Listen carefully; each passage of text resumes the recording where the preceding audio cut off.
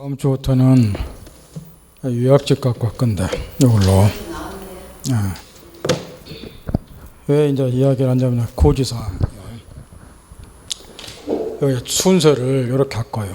오늘 이제 주택임대보호법 워낙에 중요하니까 아웃라인을 가르쳐 드릴 거고 민사특별법 5개가 이렇게 관련이 있어요.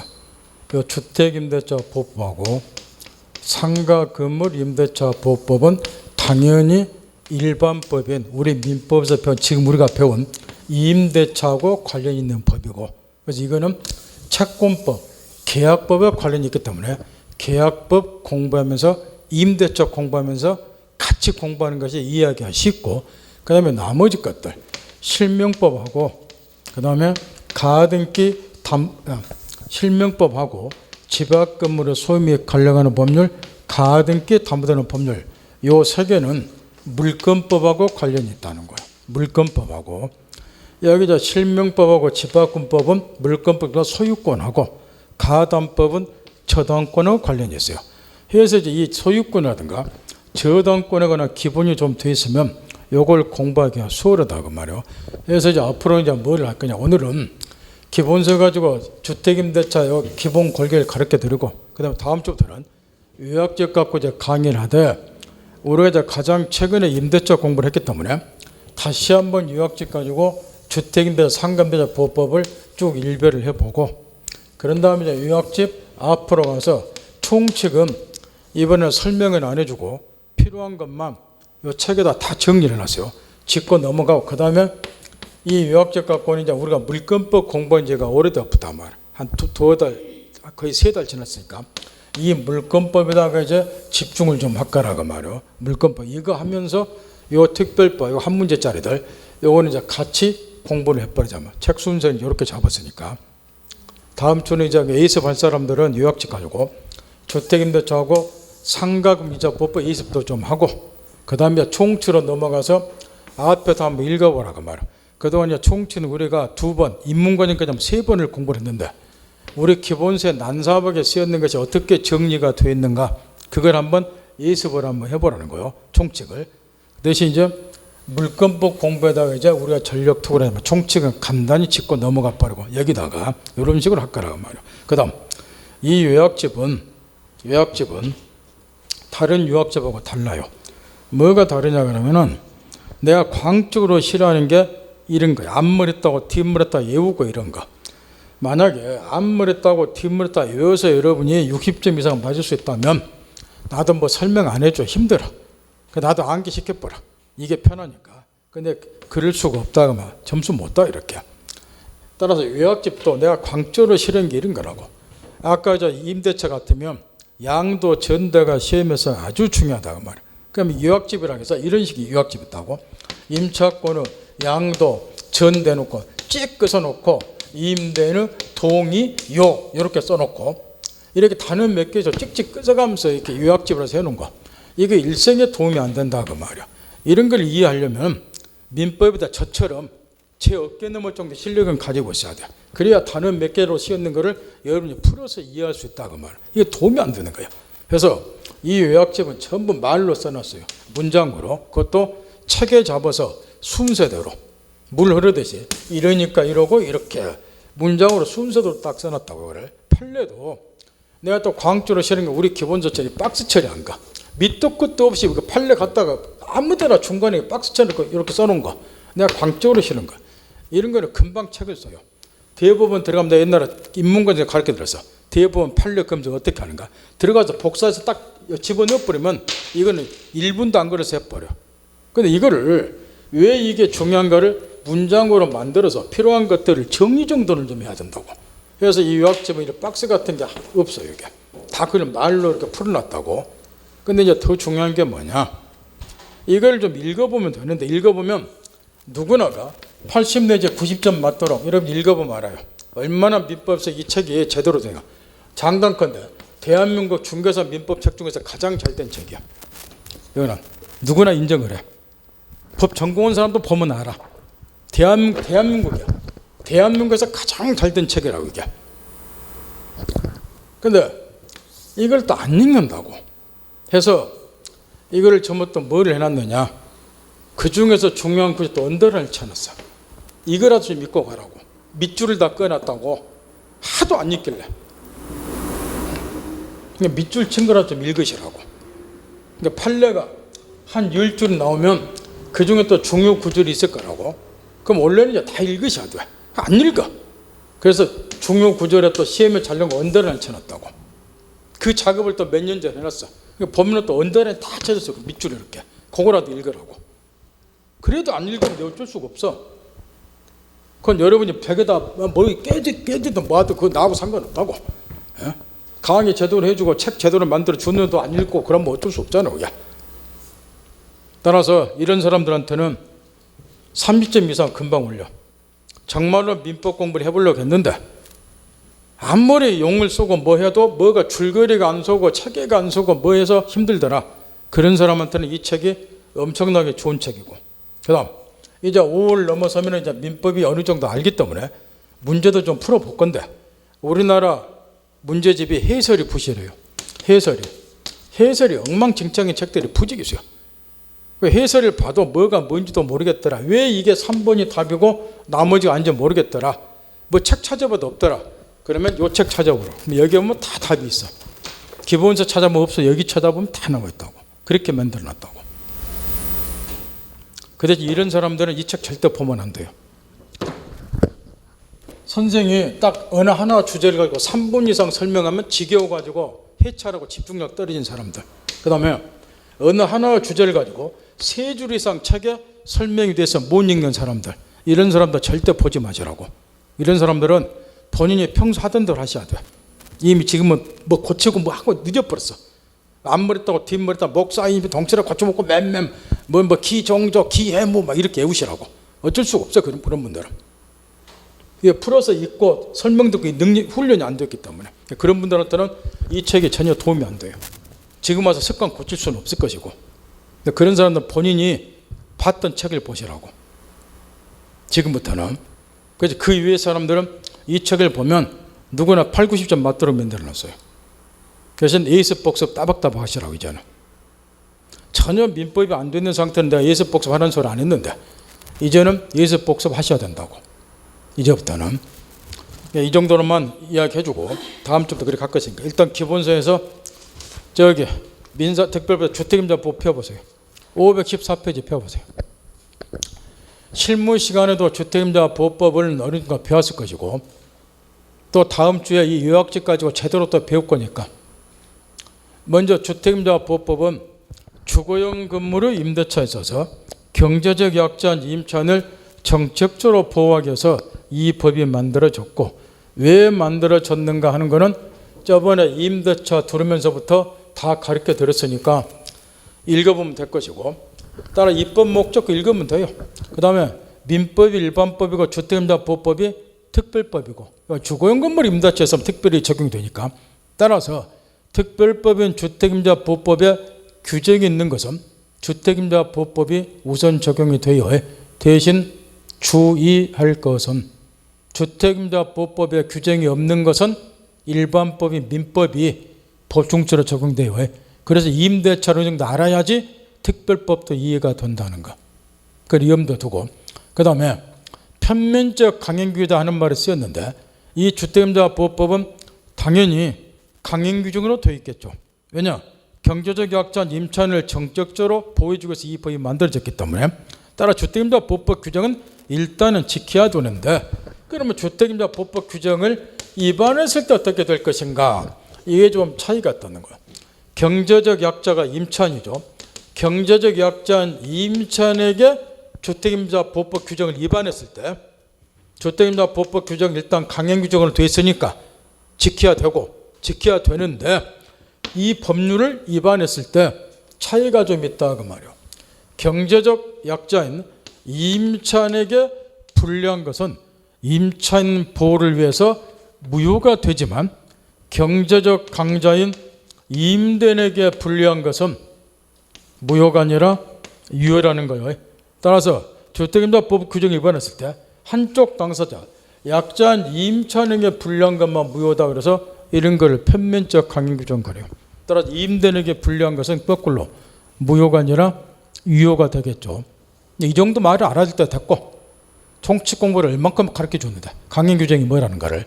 그 다음 적용 범위는 당연히 주거용 건물의 임대차에 관해서 동법이 적용이 되니까 이런 것들 쭉쭉 읽으면 돼.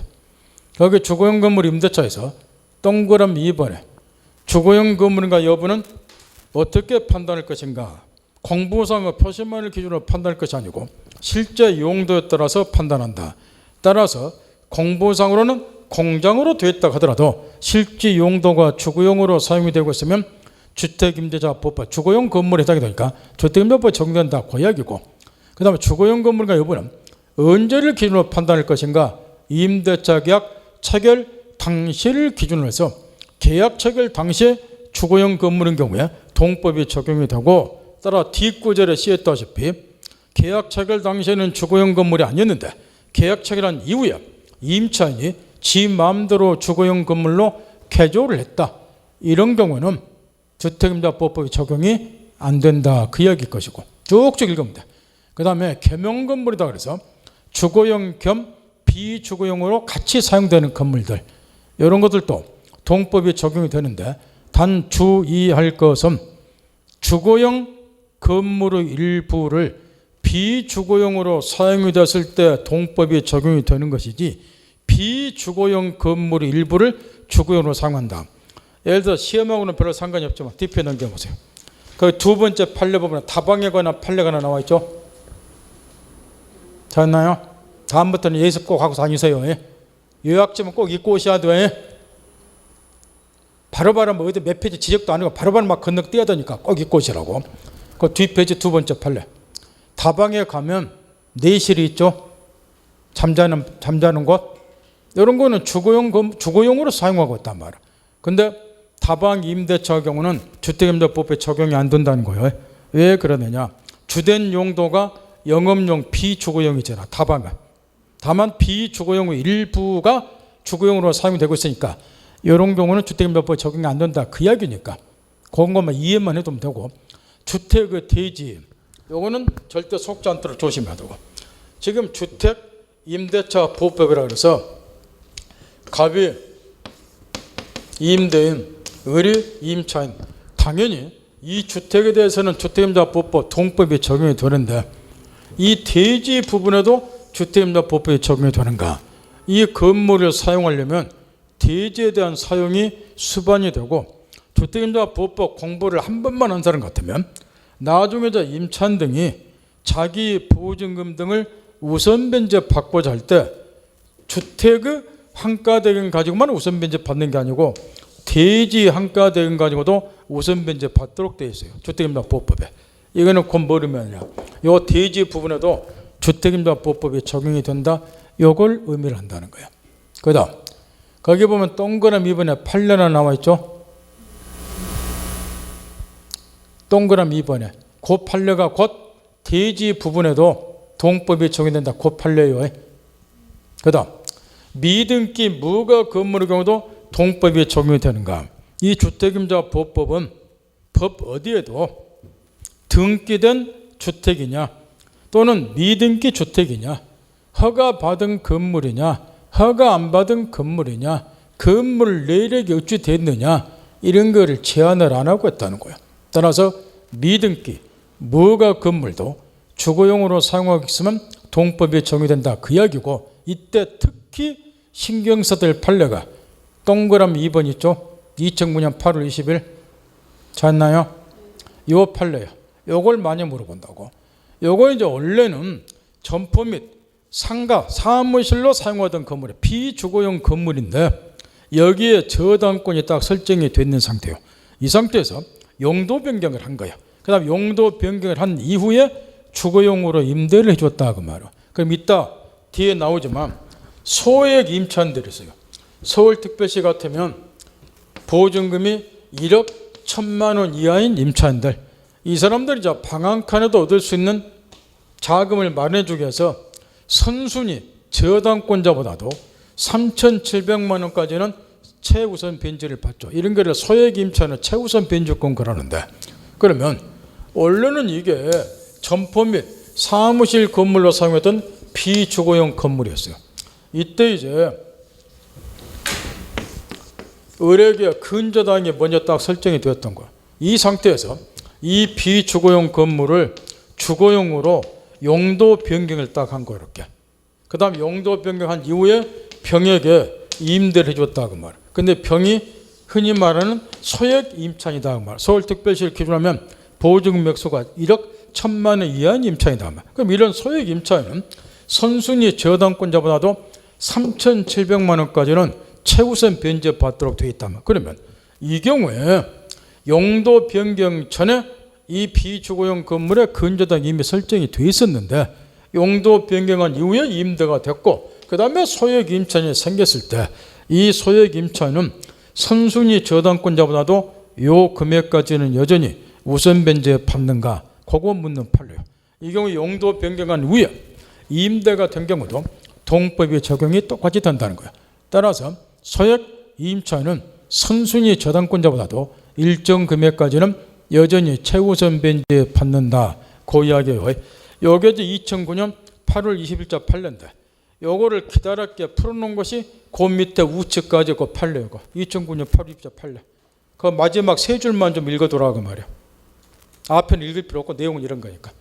그 다음 미등기 전세 이런 경우에 두 사람이 이 건물에 대해서 전세 계약을 체결했고 물론 요 을 앞으로 전세권 등기는 안 해줬단 말이야. 전세금 보증금 1억을 주고 그러면 이 경우에 전세란 말이 들어갔지만 요 전세권 설정 등기를 하지 않은 경우 이런 거는 우리가 물권법에서 배운 용익물권 전세권이 아니고 흔히 말하는 미등기 전세. 요게 전세란 말은 써놨지만 이게 임대차고 다를 게 없고 임차권은 채권이기 때문에 이런 거를 다른 말로는 채권적 전세 또는 미등기 전세를 하죠. 요거는 민법으로 말하면 임대차에 불과한 거죠. 용익물권 전세권을 말한 게 아니고 전세권 취득하려면 용익물권과 등기는 꼭 해야 되고 따라서 미등기 전세 다른 말로 채권적 전세는 우리 민법으로 말하면 임대차 불과하기 때문에 이 경우도 주거용 건물인 경우는 주택임대법에 적용된다. 그 이야기.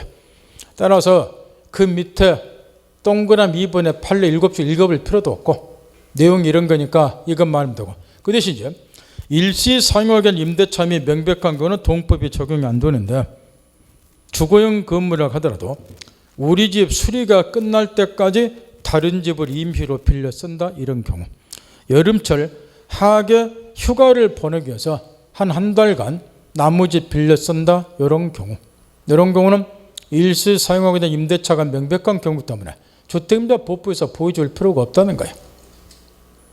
굳이 예 들어준 거는 요 조문이 생각 이상으로 많이 출제가 되는데 또 어떤 거냐 또 궁금해갖고 물어보고 다닐까 봐서 미리 이야기 드린 거 오지 마시라고. 그 다음 법인의 경우 원칙 주택임대법법은 자연인인 서민들을 정책적으로 보여주기 위해서 영세 서민들을 정책적으로 보여주기 위해서 동법이 제정이 됐기 때문에 임차인이 법인인 경우는 원칙 주택임대법법이 적용이 안 된다. 전제 딱 하고 그게 원칙이에요. 그에 관한 판례 밑에 건데 읽을 필요 없고 대신 법이자 주택임대법이 계속 개정이 돼서 동그라미 2번 외에 임차인이 법인인 경우도 주택임대법에 적용되는 경우가 두 가지가 있다 그 말이에요. 두 가지가. 그게 첫째는 이제 이런 경우야. 여러분이 잘 아는 토지주택공사 같은 경우 토지주택공사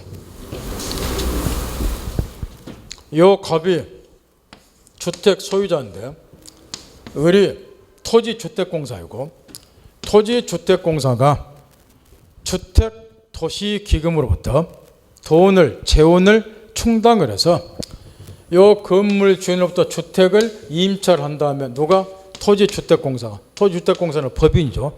임차를 한 다음에 영세 무주택 서민들이 사용할 수 있도록 빌려주는 경우가 있다 그 말이야. 그러면 사용하는 사람은 영세 서민이라 그 말이에요.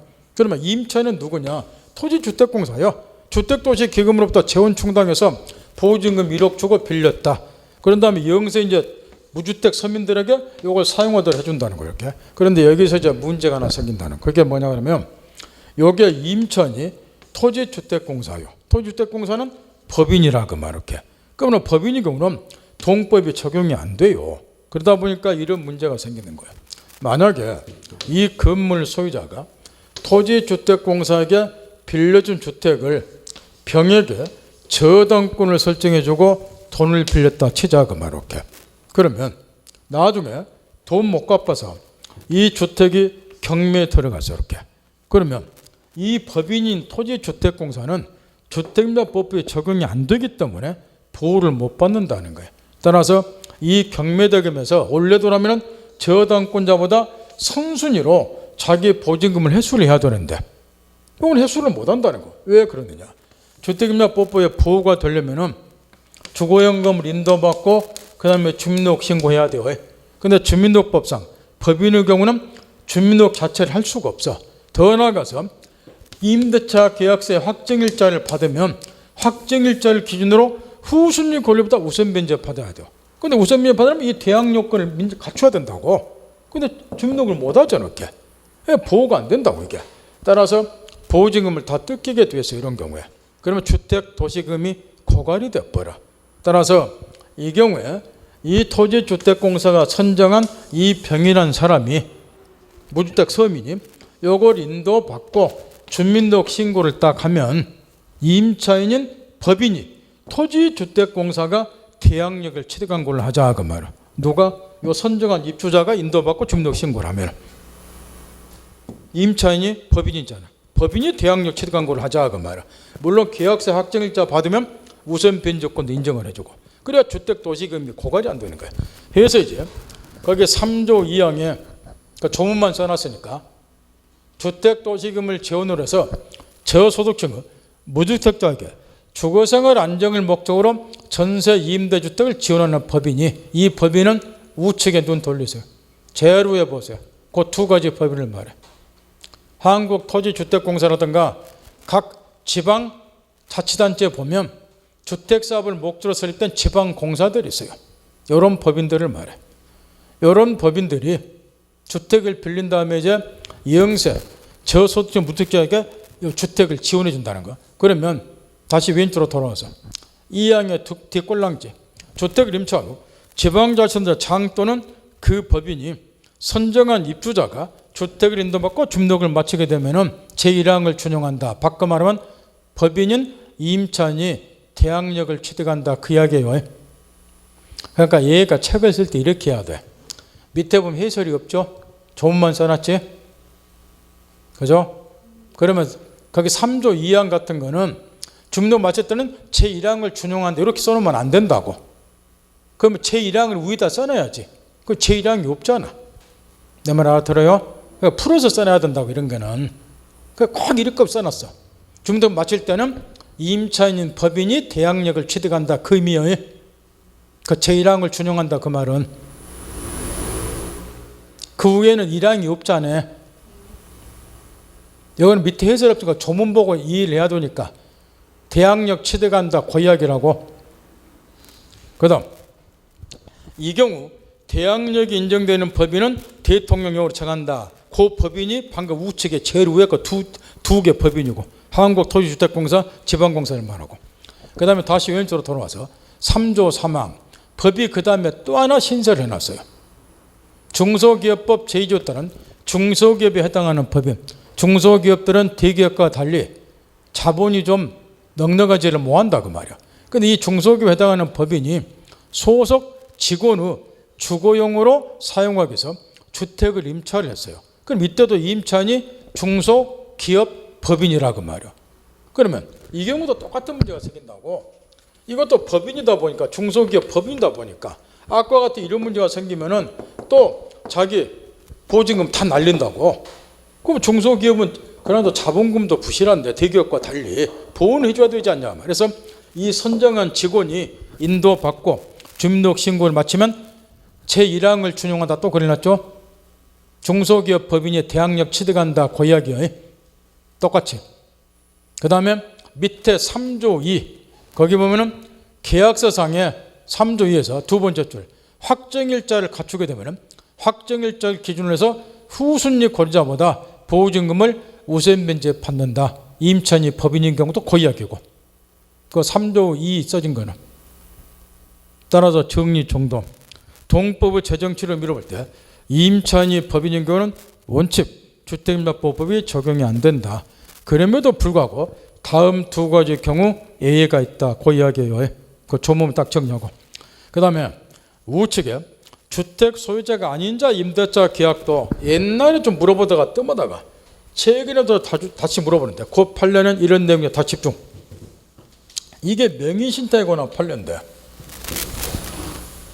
이 명의신탁 약정이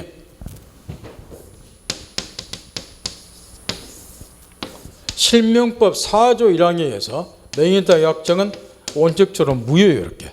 그래서 실명법 이제 8조를 보게 되면은 8조를 보게 되면 특례 규정이 좀 들어있어요. 문중이 명의신탁을 하거나 배우자 상호간에 명의신탁을 하거나 종교단체 산하조직이 종교단체 명의를 명의신탁을 하거나 이런 경우는 탈법 목적이 없는 한 명의신탁 약정을 유효로 본다는 거렇게. 따라서 실명법이 제정된 이후에는 물론 부동산에 관한 명의신탁을 말하지만 제정된 이후에는 원칙 명의신탁 약정은 실명법 4조 1항에서 무효이지만 예외적으로 특례 규정이 적용되는 경우는 명의신탁 약정이 유효인 경우도 있다면 문중이 명의신탁했거나 배우자 상환 명의신탁했거나 등등의 경우는. 그런데 이 명의신탁 약정의 유효인 경우는 우리 판례가 신탁행위 이론이다 그래서 소유자를 다음과 같이 보고 있다 그 말이요. 이 대내적 대외적 둘로 구별해서 대내적으로는 신탁자를 소유자로 보고 대외적으로는 아무래도 등기를 가지고 있는 수탁자가 소유자로 보일 거니까 대외적으로는 수탁자를 소유자로 본다. 우리 판례가 이리 하고 있는데 여기 판례는 명의신탁 약정이 유효인 경우 신탁행위에 해당되는 명의신탁에 관한 판례라고 말. 그러면 이렇게 된다는 거예요. 예를 들어서 이 갑이 주택 소유자예요. 주택 소유자인데 이 주택에 대해서 을명의로 명의신탁을 했다 그 말이에요. 건물 등기 명의를 을명의로 했다 그 말이에요. 실권리자, 갑, 신탁자, 공보상의 명의, 건물에 대한 등기는 타인 명의, 을명의로 해놨다 그 이야기야. 타인 명의로 얘가 수탁자, 실권리자는 갑, 신탁자, 얘가 수탁자 이렇게. 그럼 이 명의신탁 약정의 원칙은 무효가 되는데 방금 이야기한 것처럼 특례 규정이 적용되는 경우는 명의신탁 약정이 유효라고. 문중이 명의신탁했다. 갑이 남편인데 남편 명의의 부동산을 처음 명의로 등기했다. 대표 이런 경우 탈법 목적이 없는 한 명의신탁 약정이 유효라 그 말할게. 그럼 이 명의신탁 약정이 유효인 경우는 이 주택에 대한 소유자를 누구로 볼 것이냐 이게 문제인데 대내적 진의 둘 사이에 있어서는 그 둘 사이에 있어서는 얘가 소유자인 걸 다 알잖아요.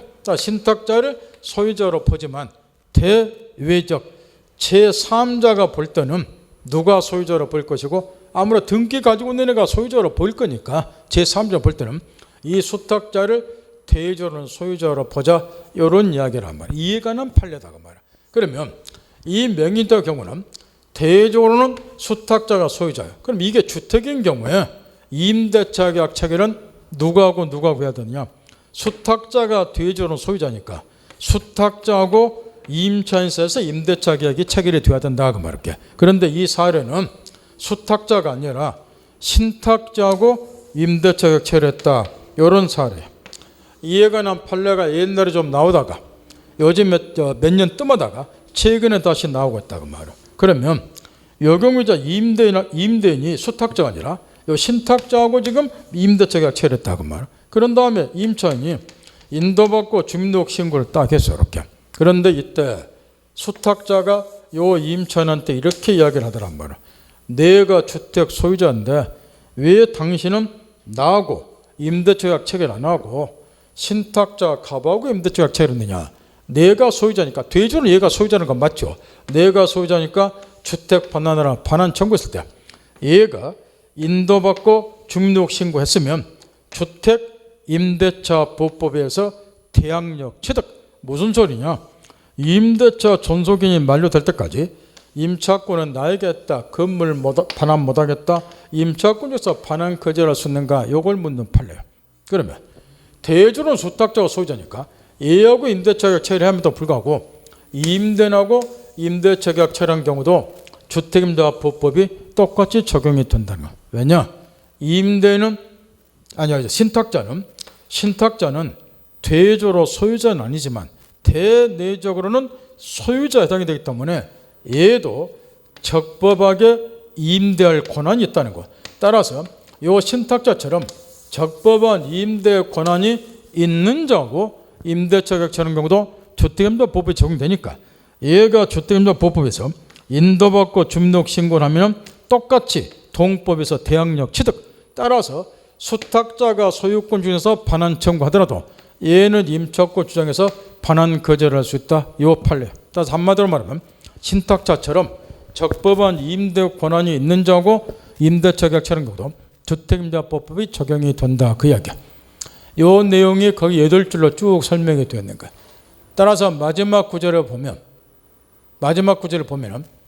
임차인은 등기부상 주택의 소유자인 명의수탁자에 대한 관계에서도 적법한 임대차임을 주장할 수 있다고 할 것이고, 그리하여 임차인이 인도받고 주민등록을 마쳤다면 주택임대법법 소정의 대항력 취득.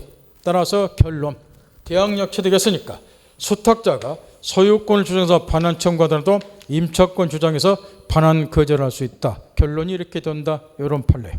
따라서 그 판례 요지를 정리를 잘해야 되고, 소유자는 아니지만 적법한 임대 권한이 있는 자고 임대차 계약 체결한 경우도 동법이 적용이 된다. 이 이야기야.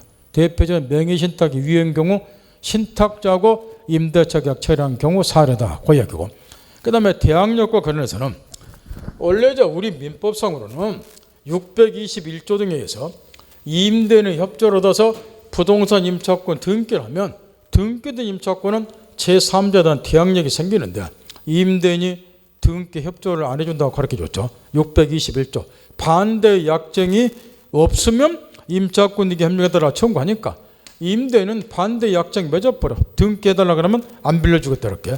그래서 임대인의 협조로서 임차권 등기해서 대항력 갖추는 힘드니까 임대인의 협조를 얻지 않고도 임차인 단독의 힘으로 대항력 갖추는 길을 열어주자. 그게 이제 주택을 인도받고 네가 주민등록 신고해라 그 말이야. 전입 신고하면은 주민등록 신고한 걸로 간주가 되죠. 주민등록 신고를 하면 그 다음 날은 오전 0시를 말이요. 그 다음 날부터 임차권에 대항력이 생긴단 말이야. 따라서 그 다음 날 이후에 갑이 주택을 제3자 병에게 매각해서 소유권 넘어갔다. 그럼 얘가 소유권을 주어서 반환 청구하더라도 이 임차권에 대항력이 생겼으니까 인도받고 주민등록 신고를 하게 되면 임차권 주장에서 반환 거절하고, 따라서 임차인은 기간 만료될 때까지 이 주거용 건물을 마음 놓고 사용을 하고, 그 다음에 이어서 나오겠지만 이렇게 대항력 갖춘 상태에서 양도가 되면 주택임대법법 3조 4항에 의해서 양도인의 모든 법률상의 주의가 양순에게 생겨된 것으로 본다. 요리되어 있어요. 따라서 이자의 보증금 반환 채무도 얘한테 승계가 되기 때문에 얘는 보증금 반환 채무 면하고, 임차는 기간이 끝나면 새로운 소유자 양순으로부터 보증금 돌려받으니까 완벽하게 보호된다. 이런 취지죠. 이런 거는 시간 중에 여러 번 가르쳐줬고, 따라서 이제 뒷페이지 넘기면 주택임대법 특례가 규정이 되었다. 등기 안 하더라도 요리되면 대항할 수 있다. 읽으면 쭉 읽으면 되고, 대항력 발생 시기 언제부터 대항력이 발생되느냐? 그 다음 날은 오전 0시다. 사례문제도는 물어보니까 그 점검 딱 하고 그 뒤에 그 예 써준 거 잠깐 또 칠판 보세요. 또 이런 것도 또 안 가르쳐 주면 읽어보라 또 빵점 맞거나 또 우길까 봐서 여기 보세요. 여기 이제 인도받고 주민등록 신고하면 그 다음 날부터 제3자단 대항력이 생겨. 그 다음 날 오전 0시를 말하고, 그러면 이 경우에 이제 이 주거용 건물에서 얘가 인도받고 주민등록 신고를 했다. 근데 이 전입신고한 날 저당권이 설정이 됐다. 그 말 이렇게 저당권이. 그런 다음에 돈을 안 갚으니까 경매에 들어가서 낙찰이 됐어요. 요때 요 임차인이 임차권을 가지고 경락인에게 대항할 수 있는가, 이런 걸 물어볼 때 빨리빨리 판단하라고 말이야. 이 경우는 지금 인도받고 주민등록 신고하면 그 다음날 오전 0시부터 대항력이 생기죠. 근데 이 전입신고한 날에 저당권이, 제한물권이 설정이 됐잖아요. 그럼 뭐가 우선해버려? 저당권이. 저당권이 경비 낙찰되면 임차권은 소멸이 되니까 임차권으로 대항을 못 한다고. 그 대신 이렇게 바꿨을 때 그 다음날 저당권이 설정이 됐어요. 그 다음날 이렇게 또 똑같이 경매대로 낙찰됐을 때 이번에도 임차권을 가지고 경락인에 대항을 못하는가. 요거는 그 다음날은 오전 0시를 말하고 저당권 아무래도 어째요. 오전 0시에 저당권 등기할 수는 없잖아요. 따라서 이 경우는 임차권이 더 우선할 거니까 후순위 저당권이 경매 낙찰되더라도 임차권 가지고 경락인에게 대항할 수 있다. 이렇게 고르면 되고, 이런 이야기가 쓰였어요. 이런 기초 사례는 무조건 맞추시라고. 실무시험도 배웠겠지만 거기가 두 줄로 쓰여있어요. 따라서 해가지고 대항 요건을 모두 갖춘 날과 제한물권의 등기일이 같으면 뭐가 우선하고? 요거야 이거에 전입신고 한 날에 저당권 설정이 요 이야기라고. 뒷구절은 그 다음날 저당권 설정돼 요걸 말하고. 이런 거는 맞추라고 내주는 거니까 사례가 나오면 그 기출문제 나중에 풀어보죠. 사례가 여러 개 나와 있다고. 빨리빨리 푸는 게 요령이야. 그 다음 대항력은 인도 거절한다. 그 이야기니까 밑에 읽어볼 필요 없고 우측에 넘어가서 대항력의 요건에서 주택을 일단 받아서 점유를 해야 되는데 우리가 물권법 시간에 직접 점유, 간접 점유를 배웠어요. 이때 이제 간접 점유 경우에도 대항력을 취득하는가. 요걸 이제 요즘에는 좀 뜸하지 옛날에는 집중 출제를 했어요. 한 12, 13년 전만 해도 한 4, 5년씩 연대고 출제를 했는데 그게 그 밑에 판례. 잠깐 7번 보세요. 그 판례 내용이 뭐냐 그러면은 이런 거라고. 아까 우리가 전대차 공부를 했으니까 일단은 임대인의 동의를 얻어서 전대한다. 요게 딱 전제가 되어 있고 무단 양도 전대하면 임대인이 계약해져 버리니까 동의 얻었다. 요게 전제가 되고 얘가 이제 주택을 딱 빌렸어요. 임차를 해서 얘가 인도받고 주민등록 신고하면 좋은데 얘는 아직 주택을 인도받은 적 없고 이 주택 소재지로 전입신고한 적이 없어요. 얘가 임대차 채는 임차인인데 여기까지 알아들었죠. 근데 이 상태에서 임대인의 동의를 얻어서 이 주택을 바로 전대를 했다 그 말. 그럼 얘가 전차인이고 얘가 전대인이죠. 그럼 얘는 현재 인도받고 주택 소재지로 전입신고한 적이 없다 그 말이야. 그럼에도 불구하고 이 주택 임차인은 언제부터 임차권의 대항력을 취득합니까? 요걸 묻는 판례라 그 말이야. 요 경우는 직접 점유자가 여기 전차인이겠죠. 얘는 간접 점유하고 있잖아. 얘가 직접 점유고 직접 점유자는 전차인이 주택을 인도받고 얘가 여기에 전입신고를 하게 되면은 요 주택 임차인도 대항력을 취득한다 그 이야기예요. 거기에 그 밑에 판례. 실제 주택에 거주하고 있는 누가 직접 점유자 전차인이 뭐 해야 된다? 주택 인도받고 전입신고 주민등록을 마쳐야지 주택 임차인도 대항력을 취득합니다. 그 이야기라고. 요즘에는 잘 안 물어보지 이런 거 틀려버리면 정말로 어디 가서 망신은 개망신 산다고. 그 다음 주민등록과 관련해서 그 밑에 판례 읽어볼 필요 없고 대신 거기 기억분의 공시방법과 관련해서 원래 이제 임차권의 존재를 가장 정확하게 공시하는 것은 임차권 등기하는 거예요. 그런데 등기가 임대인 협조를 잘 안 해주니까 안 되더라는 거야. 따라서 등기 대신으로 등장한 것이 주택임대법에서는 주민등록이에요. 임차권의 존재를 제3자에게 공시해 주는 역할을 하는 것이 등기 대신에 뭐이다? 주민등록. 등기 대신에 주민등록 하나 그 이야기야. 따라서 그 기업번 공시방법에서 네 줄 중에서 뒤에 두 줄.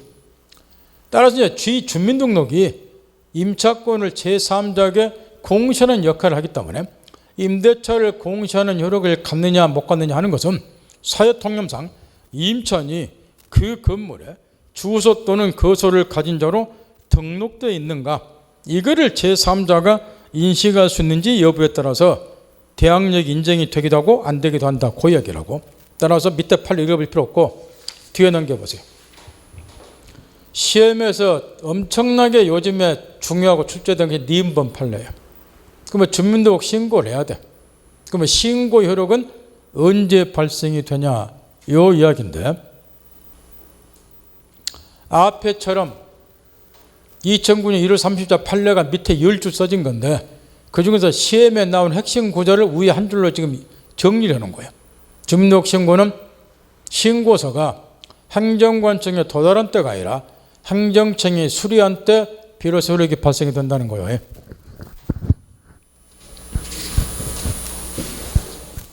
대항력 취득하려면 인도받고 그 다음에 뭐 해야 돼요? 주민등록 신고해야지 대항력 취득하죠. 그러면 이 신고가 효력이 발생이 돼야지 대항력이 인정되지 않겠냐 그 이야기라고. 그럼 신고는 언제 효력이 생기냐? 이 신고서가 행정청에 도달한 때가 아니라 서류가 도달할 거 아니오. 신고 내면 행정청이 뭐 해야 된다? 수리해야지 비로소 신고 효력이 생겨. 그러면 대항력 인정이 된다 그 이야기라고. 그런데 주의할 게 있다고. 거기 지금 밑에 판례 1줄짜리 앞에 이제 2줄이 핵심이 딱 써졌고, 주민등록 신고는 행정청에 도달하기만 하면 신고로서 효력이 발생하는 것이 아니고 행정청이 뭐 해야 된다? 그걸 수리를 해야지 비로소 효력이 발생한다는 거예요. 그런 다음에 그 밑에 사례가 써졌어요. 그 사례가 뭐냐 그러면은 이 임차인은 제대로 전입신고를 했다는 거예요. 전입신고를. 예컨대 다세대 주택 같으면은 동호수까지 정확히 기재해서 제대로 전입신고를 했는데 그게 수리되기 전에 담당 공무원이 수정 요구를 한 거예요. 당신 주민등록 신고 잘못됐다고. 임차는 제대로 전입신고했는데 담당 공무원이 착오를 껴서 수정 요구했다. 밑에 네 번째 줄 찾았나요? 그런 다음에 잘못된 지번으로 수정 신고를 한 거예요. 그 다음에 그게 그대로 수리가 돼버렸어요. 내용 파겠나요? 임차는 제대로 전입신고한 거예요. 동호수까지 제대로 기재하고 전입신고 제대로 했는데 담당 공무원이 착오 일으켜서 수정 요구를 했다는 거예요. 당신 전입신고 잘못됐다고. 그래서 이제 담당 공무원의 요구에 따라서 잘못된 지번으로 수정을 하고 전입신고한 거예요. 이게 그대로 수리가 됐다는 거예요. 이런 경우는 대항력 인정이 되냐 그 이야기인데, 마지막 구절 임대차 공시방법에서 유의하지 않고 이게 담당 공무원이 요구에 기인한 것이 하더라도 마찬가지다. 담당 공무원의 수정 요구에 따라서 잘못된 지번으로 수정해서 신고했다 하더라도 대항력 인정이 안 된다는 거예요. 얼른 보면 임차인한테는 억울하죠. 담당 공무원이 착오해서 잘못 수정 신고했으니까.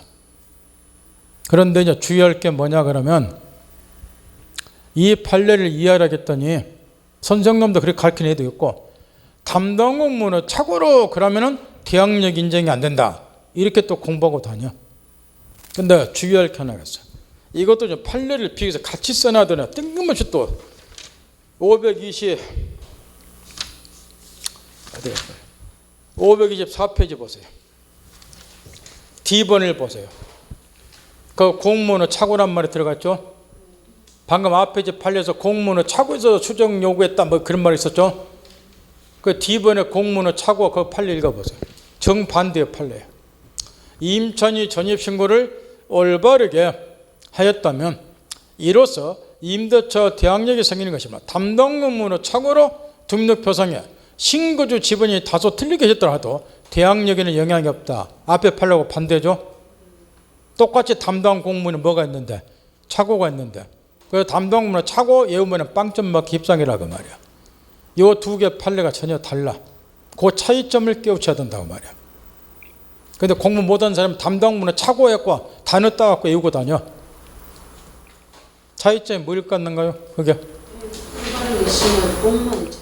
앞에 판례 기다랗게 쓰였는 거는 임차인은 제대로 된 지번으로 딱 신고한 거예요. 근데 이게 뭐 되기 전에 요게 핵심이요. 수리되기 전에 요게 그대로 수리가 되면 대항력 인정이 될 거라고. 근데 수리되기 전에 담당 공무원의 착오로 의해서 잘못된 지번으로 수정 신고가 된 거예요. 그러니까 수리는 어떻게 된 거예요? 잘못된 전입 신고가 수리가 돼버린 거죠. 그러니까 대항력 인정이 안 돼. 그런데 뒷페이지 524표 D번의 판례는 임차인은 전입 신고를 임차주택 소재지로 올바르게 했다는 거예요. 임택 소재, 예를 들어서 이런 식으로 그 지번이 자 524-1번이다 그 말 이렇게. 그러면 임차인은 임차주택 소재지로 이렇게 524-1번 지번 신고를 제대로 딱 했어요. 전입신고 제대로 했다고. 이게 그대로 수리까지 된 거예요. 524-1번은 제대로 전입신고했고 이게 제대로 뭐까지 됐다? 수리까지. 근데 이제 어디서 착오가 생긴 거야? 수리까지 제대로 된 지번으로 수리가 됐고 거기 보면 주민등록 표란 말이 나오죠. 그 D번에 담당물 착오라 주민등록 표상에 신고주 지번이 틀리게 기재했다 이렇게 되어 있잖아. 이게 무슨 말이에요? 임차인은 임차주택의 소재지로 예컨대 524-1번지 제대로 전입신고를 했고 이게 그대로 수리까지 된 거예요. 근데 수리했으니까 어디로 옮겨 적어야죠. 주민등록 표에다가 옮겨 적어야 될 거 아니야. 근데 담당 공무원이 여기서 착오가 생긴 거예요. 그런 다음에 옮겨 적을 때 어떻게 붙다는 거? 524-4번지 이렇게 옮겨 적었다고 말이에요. 이해했나요? 그럼 이 경우는 어째요? 제대로 된 지번으로 수리까지 됐잖아. 그러니까 대항력 인정이 된다는 거예요. 감 잡았나요? 그러니까 이것도 담당 공무원에 착오해가지고 요령 피워서 외우고 다니지 마세요. 이 사건이 유명한 것이 그래서 이 판례가 거기 520페이지 앞쪽에 그 니은번의 판례 여기 요즘 시험에 자주 등장한 이유가 있다고. 이 판례 관련해서 2009년 1월 30일자 그 판례죠. 앞쪽의 판례가. 근데 이 경우는 임차인이 패소를 당했어. 임차인이 소송에서 졌다고. 대항력이 인정이 안 된다 해서. 그 말 알아들어요? 임차인이 졌다 그 판례라고. 그러니까 여기서 임차인이 이제 계속 이제 불복을 한 거야. 뭐 가지고 불복을 했냐 그러면은 아니 이제 524페이지 거기 뭐 91년 8월 13일 날 담당 공무원의 착오와 관련된 판례가 나왔는데 여기는 대항력이 인정이 된다고 대법원 판례가 나왔지 않느냐.